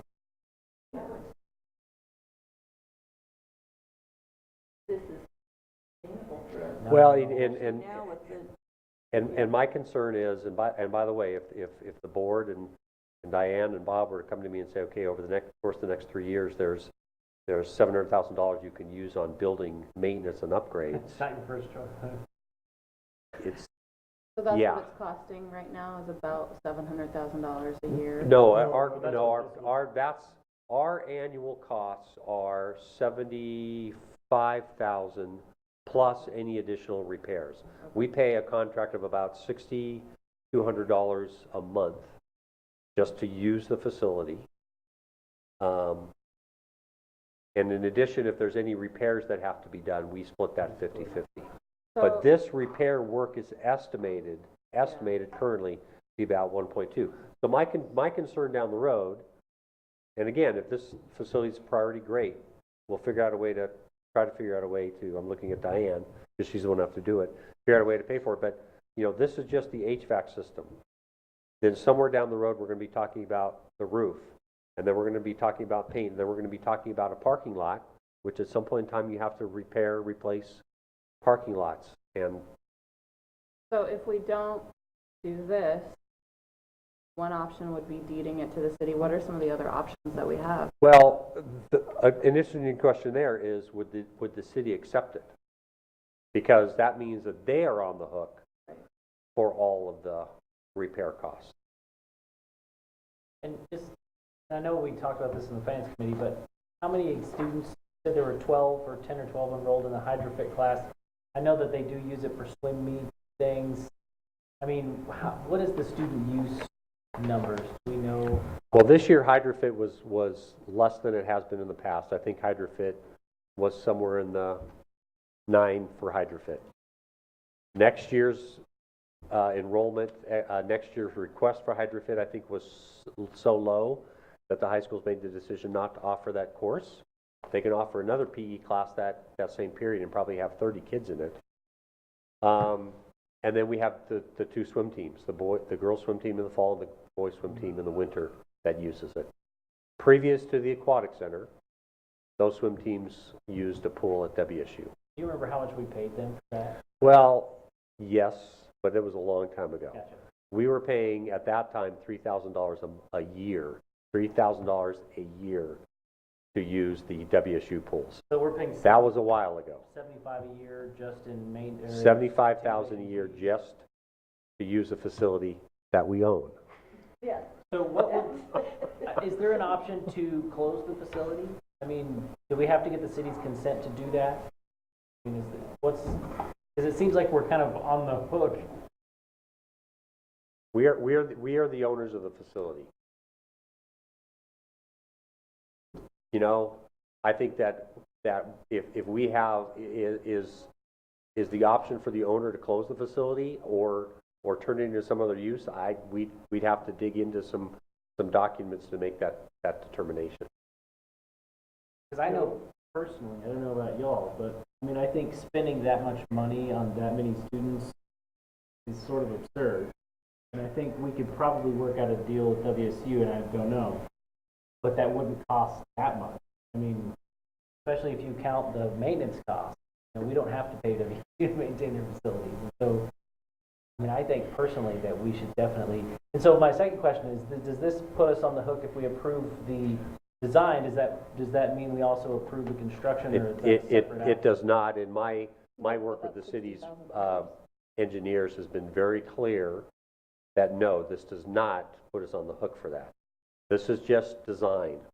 This design, from that design we can get some estimates. This does not oblige us to, and our agreement with the interlocal agreement, which you've heard me say before, has some quirks to it, has some flaws. But the one thing that's very clear is that any work that's done has to be agreed to by both agencies. Is there any way that we can do some inquiries with WSU about what they would discuss? Just to kind of have more information. Yeah. And could we also, I know this isn't easy, but come up with some options as far as what would be the process to sell or close, transfer ownership? I mean, is it possible for us to, you know, like, can you just come up with some options? Sell any school district owned property or facilities has to be no less than 90% of the value. Well, right now it's -$1.5 million, right? So the value is pretty low. So I think mostly, what are our options regarding closing it? Can we, without asking the city, this would probably be a question for the lawyer, is looking at the contract. Well, Joe and I will be meeting with the city on several of our agreements. We have agreement with Pioneer Center as well that we'll need to have discussions on. This will be one that will be included. And we will be entering into those discussions. I just really like to know, because personally, I mean, that's a teacher's salary that we're gonna have to spend just to see how much it's gonna cost to, you know, to fix it. So I really would like to consider whether we need to. What the option? And you've been very quiet. We all know how Diane feels. Jim? Joe, is the design phase time sensitive? Or can it wait 12 months? I mean, 18 months? yes and no. I feel very nervous about coming to you guys and expecting you to accelerate the approval of something like this. And the city knows it. The city was well aware of the fact that because they didn't get this, because of some holdups in the contract with the engineering firm, they didn't get it to council till a week ago. So they knew, they didn't have the contract till a week ago. They knew it was going to have to come to us, what they call first reading, second reading. It was going to have to come as a discussion item, action item. They're aware of that. So I'm not going to ask you or expect that you turn this into an action item tonight. No, I think what I was asking was the procedure would say that we discuss it this and then we vote on it next meeting. That's what I meant by time sensitive. Yeah, I think that's fine. But if we elect not to vote on it, if we vote to table it until we get suitable options considered. I think that's well within the scope of what we have to do. We have to, we have to consider that. So you would have to consider that. I think I would second with Nathan and Amanda's need to look at the options. And we could try to have some of those answers for you. Yeah. Yeah. And I, I think that, my discussions with the city at my level, so that would be Kurt Damon, who's their rec director, who oversees the aquatic center. I think that the discussions Kurt and I have is, we are both concerned about the sustainability of maintaining the aquatic center, especially in light of its use. We both say it's an incredible facility. It's an incredible resource. It's an incredible thing that we have for this community, and we understand that any discussions about doing something different with it is kind of a third rail. We get that. And then we quickly say that those further discussions are above our pay grade. Phew. Nice. And we do have a finance committee meeting next week as well, and so if you have... I think that's on the agenda. This is something that's been coming on the horizon for a long time. This has been something that's coming on the horizon for a long time. I mean, I think that the analogy I've used with people is you graduate from high school and your grandfather gives you a brand new Mercedes-Benz, which is great, but under the stipulation that you have to always keep that car on the road running, which is easy to do in the first 5 to 10 years. You've got that car, but it's going to hit a point in time where, yeah.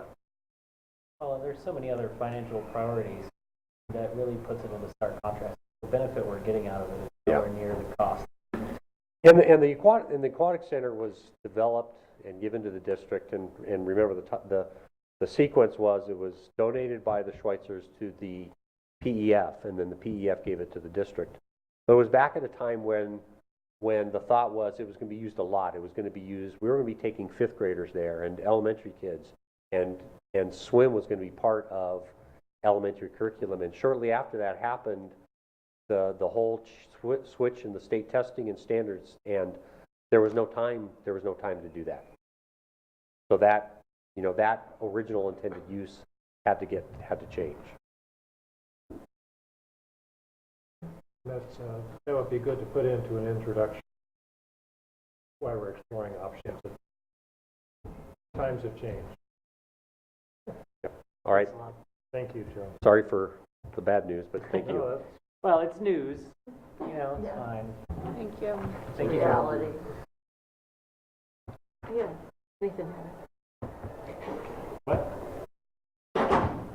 Oh, yeah, I stole your sheet. Sorry, I got mixed up in my papers. All right. Next discussion item, Policy 3200, Student Rights and Responsibilities, presented by Roberta Kramer. Looks like you have a slew of these.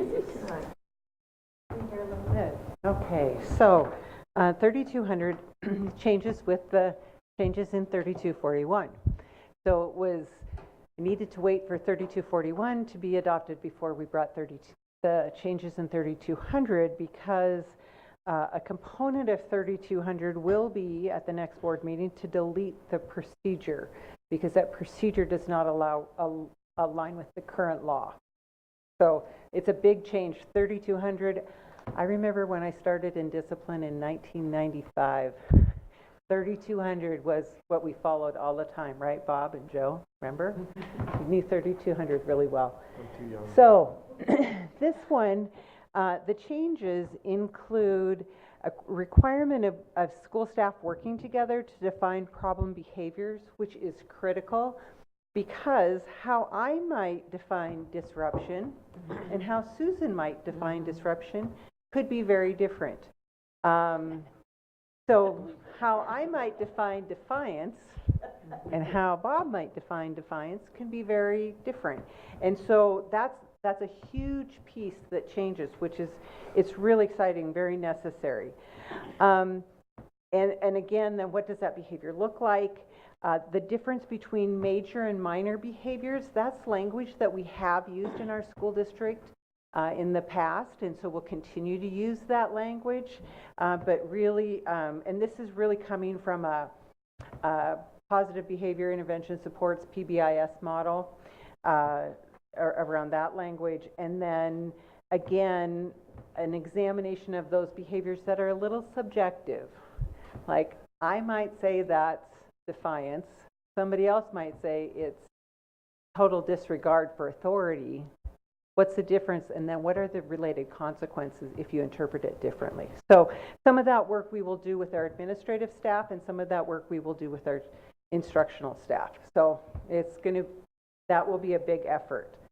So those are the changes that go with this particular policy. I'm happy to answer any questions.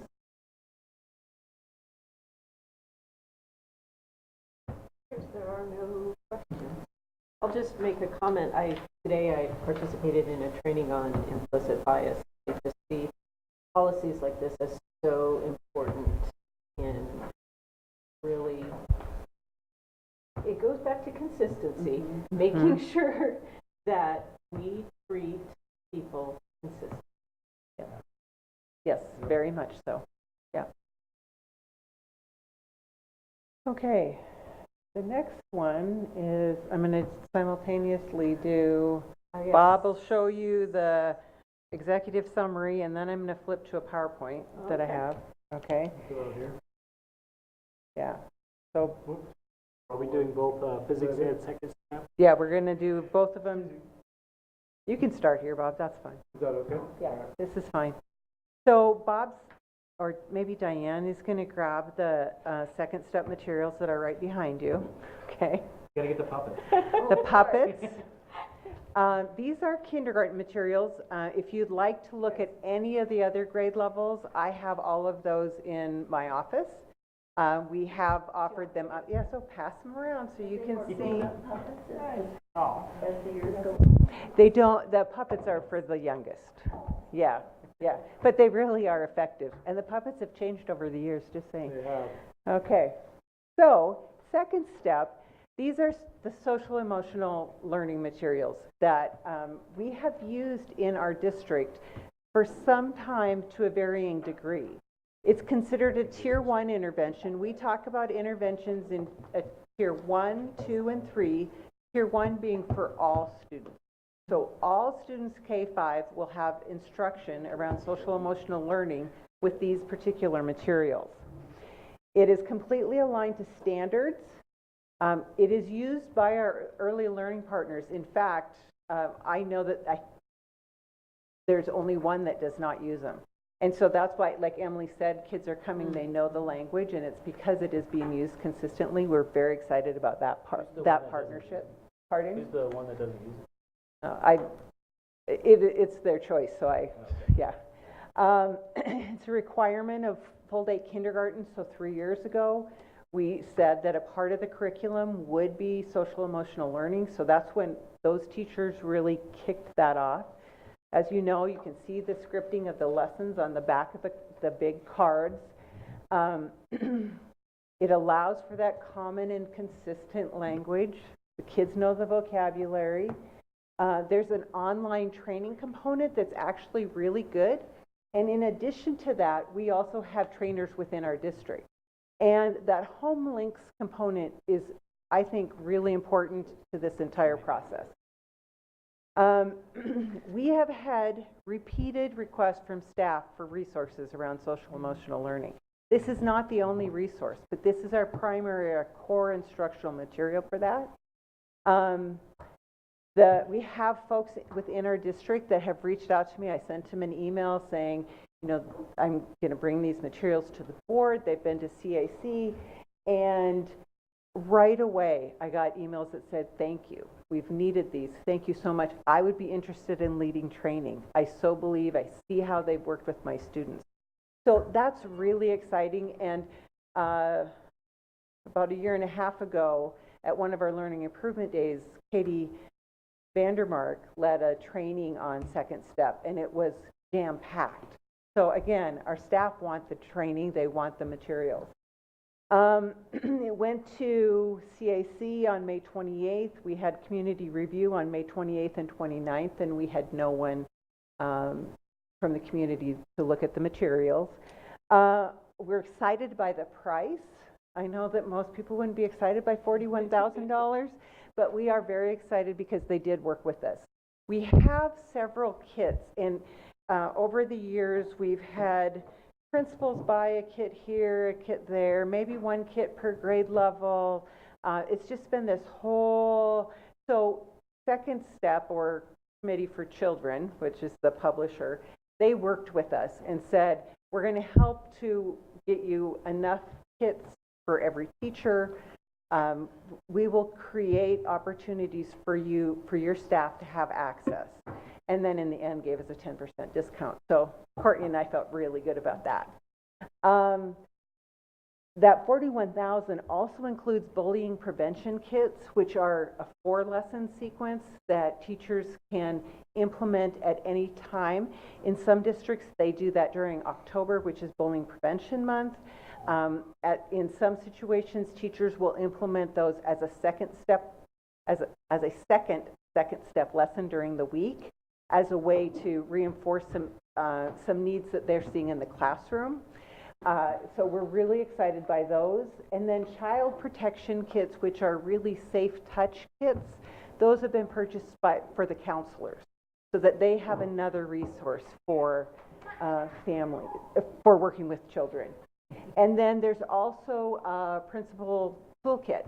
And not all materials come with the principal toolkit that really gets into the implementation and how to do it building wide and provide some support for that principal and that actual implementation. So I'm very enthusiastic about this, really, because first off, I was a little surprised we had never gone this formally, but we've never purchased it for everybody K-5.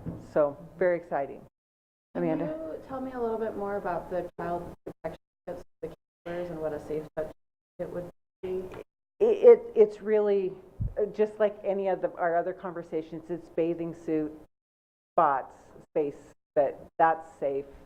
You know, I mean, anywhere where your bathing suit is, that's not where other people touch, unless you're your parents or a doctor. You know, so that's the materials, and I'd be happy to show you the materials, and they are for grades K-5. Yeah, but the counselors felt strongly that we should purchase those kits, but just for them to use, because sometimes that's also not a real comfortable area for a teacher to go. Not always real necessary, but as counselors, sometimes it's real necessary to have a small group to talk with kids about safe touch or child protection. And some of it is also on, you know, having your body be safe, not hit, or, you know, other forms of things that could happen to children. And so counselors just really felt strongly that those would be materials that they would use. And those really, the bullying prevention and the child protection kits really are supplemental materials to these core instructional materials. So those aren't used with everyone, just with Right. people who are in situations. Yeah, yeah, or as needed. Yeah, yeah. When you talk to the company, would this be like a textbook where there are revisions every 5 years or so? No, actually, one of the really great parts about Second Step, and Bob can probably attest to this as well, is that it has stayed very consistent. It's built around the social emotional learning standards that have been quite consistent over time. And these materials have really stayed consistent. The places where I see changes might need to be made is there are a lot of photographs used, especially with the younger children, and those might need to be changed over time. I know that, you know, I can recall materials that I've dug out of an old library before that, you know, only had men portrayed as doctors and, you know, things like that. I don't want anything to happen like that with these materials, so we'd have to keep up to date on that. Allison? I may actually take you up on your offer to look on Friday, because I'm there on Fridays anyway, Great. but just for the public's benefit, can you kind of describe the difference between this kindergarten curriculum that we've had such a great introduction to tonight, Right. and how it builds, and, you know, what's the mature version at 5th grade like? So certainly more sophisticated vocabulary, okay? More specifics around, so a situation that you might need to show empathy for in kindergarten will look very different at 5th grade. Okay. And that whole understanding celebrating the differences in others and being empathetic to that changes over the period, over time. It's very gradual and it's very age appropriate. Well, I was struck in Emily, because I had forgotten about this, about kindergartners, like how often getting knocked down happens when you're in kindergarten. I forgot, oh yeah, that's a thing that happens. Like, doesn't happen really for a fifth grader, but there probably are some common experiences that those kids Teasing. are, Yeah. Those kind of events are much more in 4th and 5th grade are really pulled out of there. And I do have curriculum guides for you sitting beside my stack of 3rd grade materials that I was supposed to bring tonight. Okay. So I have those that I'll bring the next time. Amanda? Is the techniques and vocabulary pretty consistent with what they've learned in kindergarten, with like the belly breathing and the eyes watching, ears listening? Yes. So that the 5th grade teachers are using that same vocabulary that they've been hearing for There years? just becomes a level of sophistication that gets added to it over time. There are also... So they might say diaphragm. Yeah. But belly breathing is pretty common. I hear adults use it. We have started to kind of take a look too at what we need for 6, 7, and 8. There are second step materials for grades 6, 7, and 8, but there's hesitation because they are, we don't think that they're as developmentally appropriate as we'd like them to be. They're a little bit too young. And middle schoolers aren't particularly interested in materials that do not talk to their level of sophistication. So that's why we're searching hard for materials 6, 7, and 8. Fortunately, we've got 2 counselors at the middle school that are really well skilled at social skills instruction and are working to put together some units on their own, but that's just a need that we have. Thank you. You want to share about physics next? Okay, physics. So Bob, I'm just going to go to my next slide. You're having too much fun down Already there. did it for you. There you go. Okay, there it is. All right, there you go. Yeah. Okay, so Bob, the notebook that is sitting there, you could pass that down, please.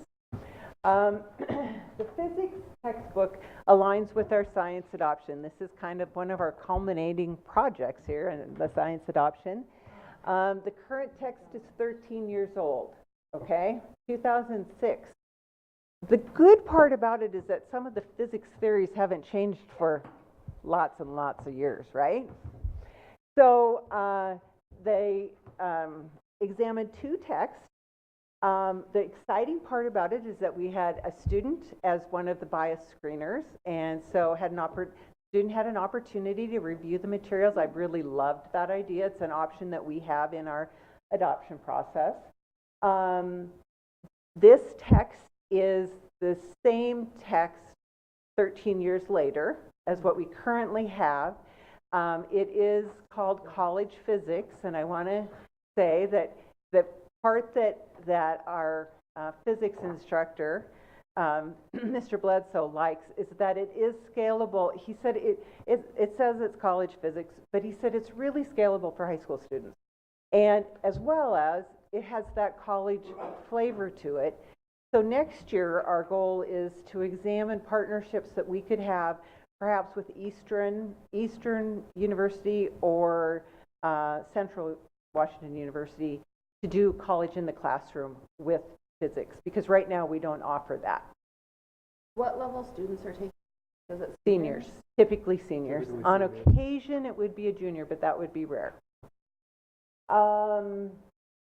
Let's see. So I think I've said all that. And our grand total for this is $9,500. The books will be bound. Bless Jason Bledsoe. He said, well, Roberta, we could get this and then bind them ourselves. I said, well, I'm hoping they're going to last 13 years, so let's not bind them ourselves. But this version is much less expensive, but they're probably about $200 a piece. So one section. 2 sections. 2 sections. 2 sections. Oh, yeah. Has it always been 2? Yeah. Oh, okay. Yeah. So very excited about it. I thought we were going to also bring physical science, and then in the end, they are very comfortable using the resources that they have. They just don't see the need for this big change. But aren't we doing biology? Yeah, we are. Okay. Yeah, but also though, because I said to them, I said, this is your window. Yeah, oh, This is your window for text. And they just really, and I kept going back, and they just said, no, this is where we want to be with this physics text. So, okay? Thank you. Great. Yeah. You're welcome. Super, thank you. Am I here for anything else? Oh. Yes, I'm here for one more Yeah, thing. one more. Yep, course offerings. This one is quick.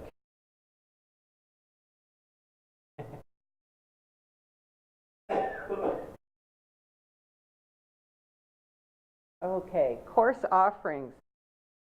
So every year I bring course offerings to the board. There are no changes to Lincoln's.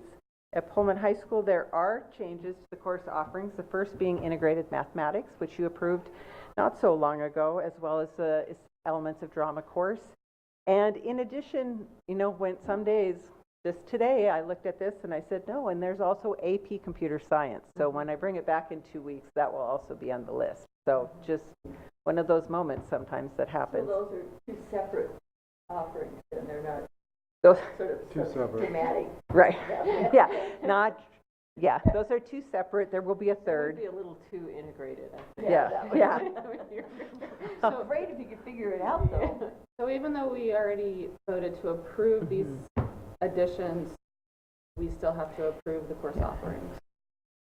And this has been what I've done since I've come here, and I understand it's embedded in a policy, correct, Bob? Embedded in a policy, and what you approve is the curriculum, then you have to approve the course. Yes. And the course Typically, offering we can change receive each a year. list that says, this is what is being offered.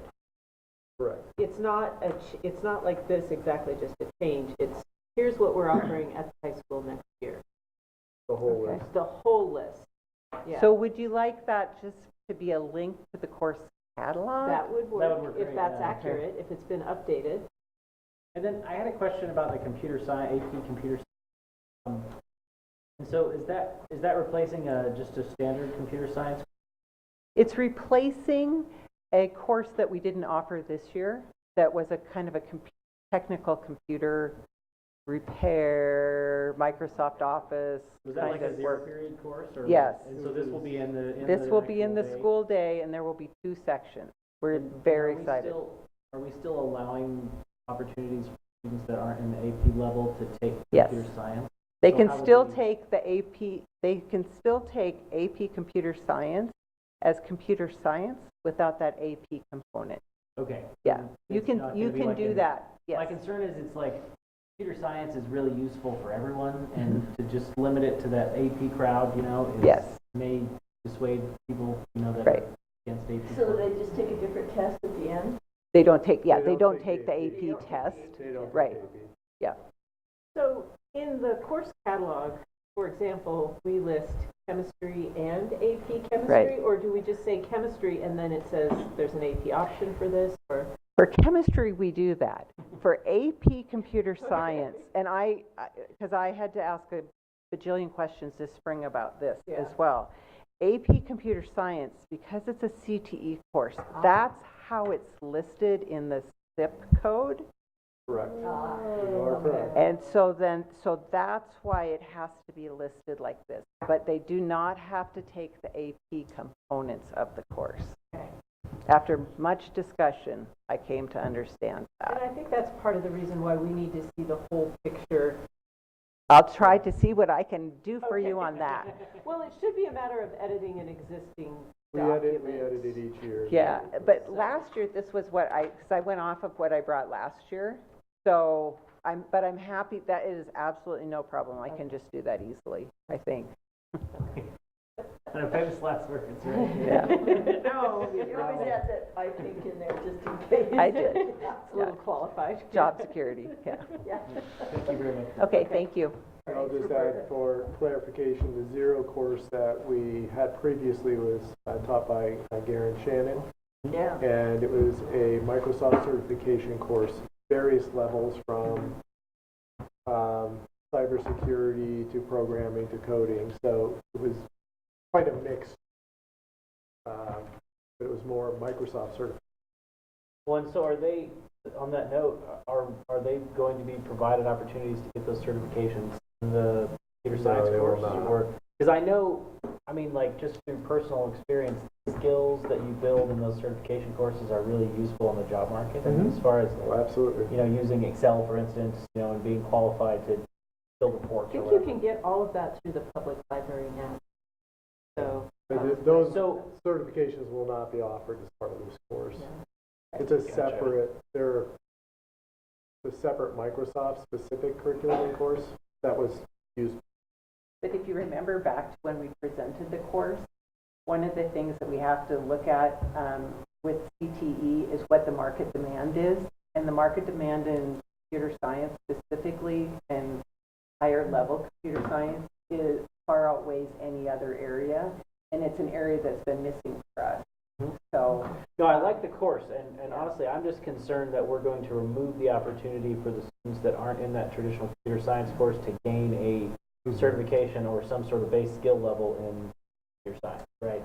So I wonder, I mean, and we're sure those are all available through the libraries. I believe that's what that whole new Linda unveiling. Well, lynda.com is for training, but not official certification. Because that's the thing is like you can just get a job based on your certification in Power BI, right? And so all of a sudden you get a job or you have a skill that leads you.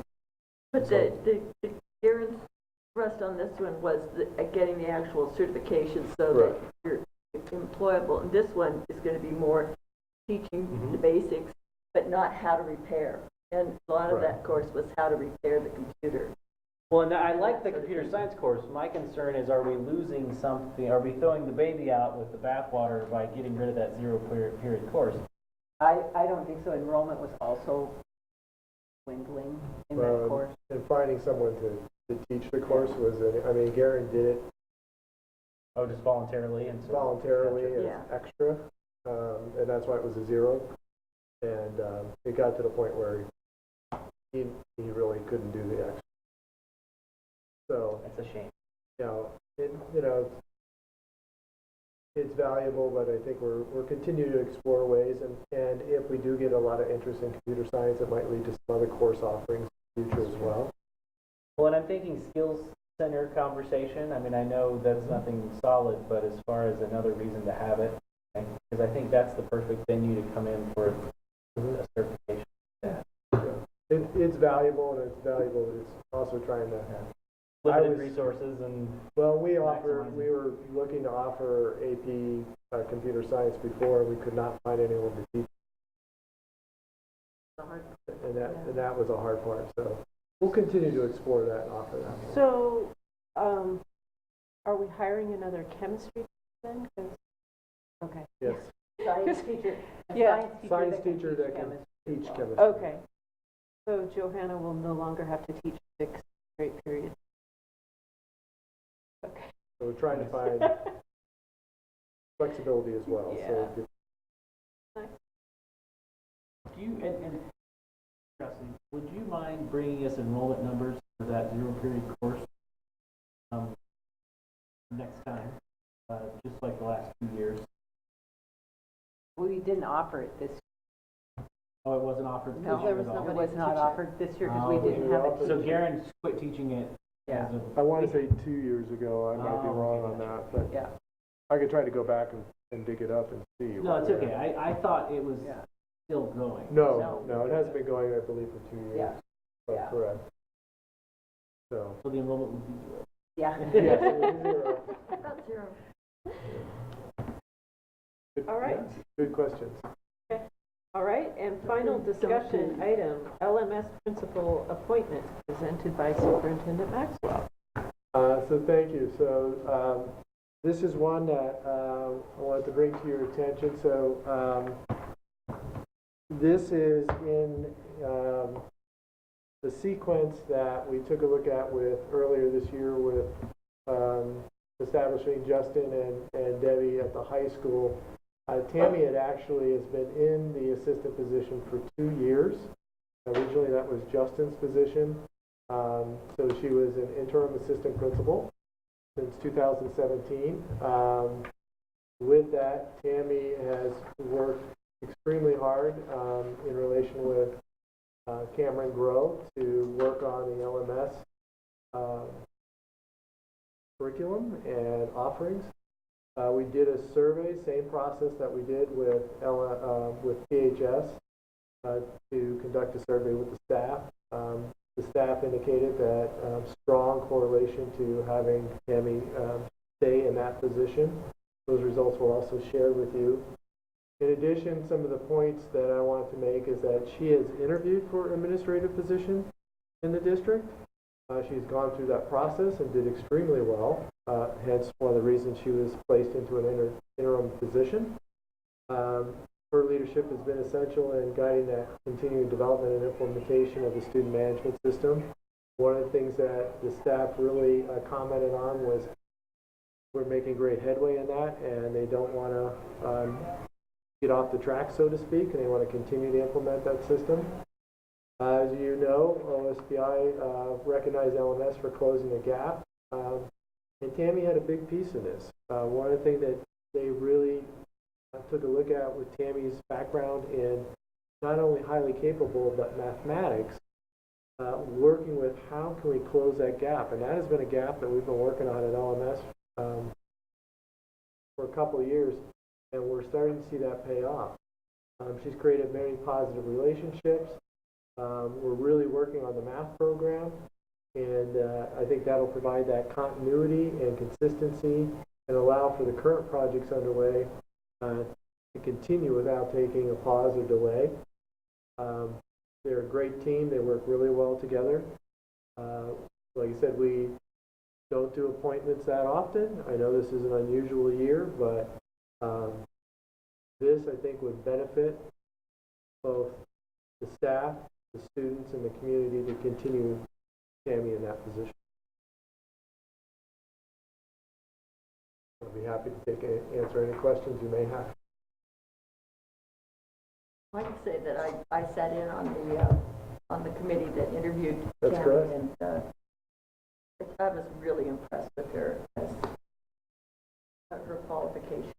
So I think it's a great idea. She's done a great job. Her organizational skills are superior. I agree completely. I mean, I think looking at some of the things they just showed us in the report, profile, yeah, like they're doing a great job. And I mean, unless there are objections, I would like to move that we make the LMS principal.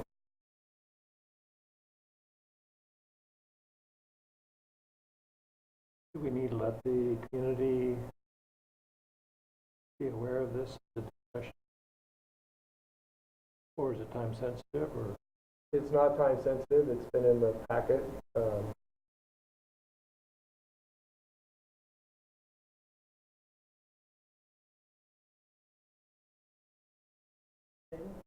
Is there a second? I second. Okay, it's been moved and seconded that we move this to an action this evening. There's that motion. So the discussion is community involvement.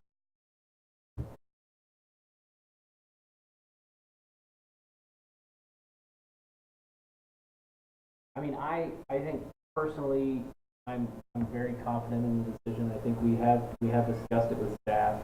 Bob is, so, I mean, personally, I think that's easy enough. I mean, I think most of the people in the community already kind of think she is the assistant principal. I mean, at least in my experience. So, I mean, but I would definitely be willing to table it.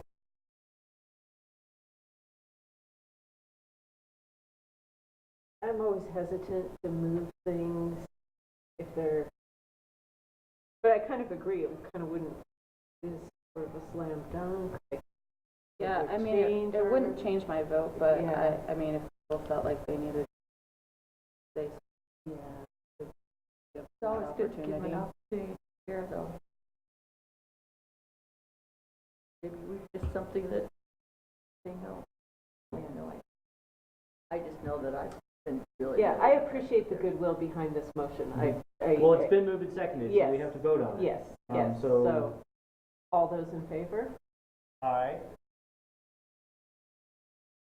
All those opposed? You may abstain, and then it would be